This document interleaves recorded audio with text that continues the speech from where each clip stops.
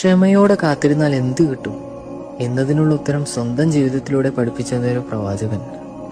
The story of Ayyub അലൈഹിസ്സലാം. സുഖസൗകര്യങ്ങളിൽ സന്തുഷ്ടനായി കഴിഞ്ഞ 70 വർഷങ്ങൾ. പെട്ടെന്നൊരു ദിവസം തനിക്ക് ലഭിച്ച അനുഗ്രഹങ്ങൾ ഓരോന്നായി അല്ലാഹു സുബ്ഹാനഹു വ തആല അയ്യൂബ് നബിയിൽ നിന്നും തിരിച്ചെടുക്കാൻ തുടങ്ങി. തൻ്റെ സമ്പത്ത്, ധനം, മക്കൾ, എന്തിനേറെ സ്വന്തം ആരോഗ്യം പോലും അയ്യൂബ് നബിയിൽ നിന്ന് അല്ലാഹു തിരിച്ചെടുത്തു. മാരകമായ രോഗം പിടിപെട്ട് കിടപ്പിലായ അയ്യൂബ് നബിയുടെ അവസ്ഥ കണ്ട് സഹിക്കാൻ പറ്റാതെ സ്വന്തം ഭാര്യ അള്ളാഹുവിനോട് വേവലാതി പറയാൻ തുടങ്ങിയപ്പോൾ അയ്യൂബ് നബി അലൈഹിസ്സലാം പറഞ്ഞൊരു കാര്യമുണ്ട്. 70 വർഷത്തോളം നമ്മൾ അള്ളാഹുവിൻ്റെ അനുഗ്രഹങ്ങൾ ആസ്വദിച്ച് ജീവിച്ചില്ലേ? എന്നിട്ടിപ്പോൾ പടച്ചവൻ ചെറുതായി ഒന്ന് പരീക്ഷിച്ചപ്പോൾ തന്നെ നമ്മളിങ്ങനെ വേവലാതികൾ പറയുന്നത് ശരിയല്ല. മറിച്ച് ക്ഷമയോടെ കാത്തിരിക്കുക.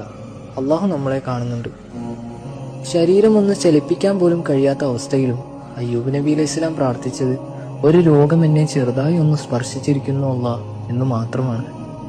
വിനയത്തിന്റെ അങ്ങേ തലത്തിൽ നിന്നുള്ള ഈ ഒരു പ്രാർത്ഥന കേട്ടിട്ടാവണം അല്ലാഹു സുബ്ഹാനഹു വ തആല അയ്യൂബ് നബിക്ക് ഉത്തരം നൽകി.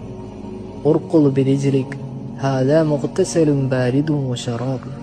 പടച്ചവന്റെ കൽപ്പനയിൽ അയ്യൂബ് നബിയുടെ കാൽപാദത്തിൽ നിന്നും ഒരു ഉറവ വരികയും ആ വെള്ളത്തിൽ ശരീരവും കഴുകുകയും ചെയ്തതോടുകൂടി തനിക്കുണ്ടായിരുന്ന രോഗം ശിഫയാവുകയും പതിയെ പതിയെ തനിക്ക് നഷ്ടപ്പെട്ടതൊക്കെയും അതിൻ്റെ 2 ഇരട്ടിയായി അല്ലാഹു സുബ്ഹാനഹു വ തആല അയ്യൂബ് നബിക്ക് തിരിച്ചു നൽകുകയും ചെയ്തു.